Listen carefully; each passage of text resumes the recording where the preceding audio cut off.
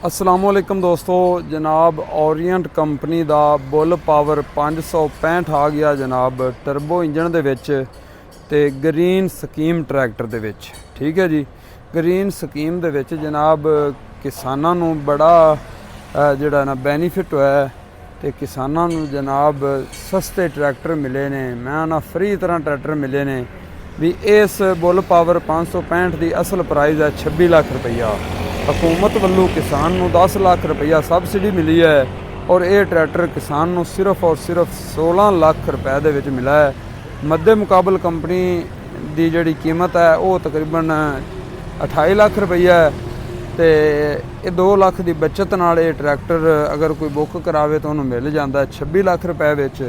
ते green tractor scheme दे विच ये tractor जनाब किसान नूं मिला 16 लाख रुपए दे विच। 16 लाख रुपए दे विच जनाब किसान भाई नूं green tractor scheme which 565 horse power जनाब मिल गया है।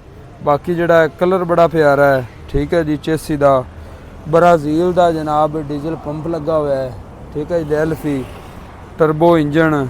ठीक है, बड़ा सोहना काम किया हुआ है। पैंथर दे जनाब टायर डले हुए ने। फ्रंट ते जनाब बुल पावर का लोगो लग्या हुआ बड़ा खूबसूरत। लाइटां जनाब अच्छियां लगियां हुई ने। ठीक है जी, माशाअल्लाह। बाकी जनाब उस किसान दे रब नसीबां विच करे जिंदा ये ट्रैक्टर निकला उन्होंने साडे वल्लों ढेर ढेर जनाब मुबारकां ते सानू दिओ इजाज़त जी। रब रखा।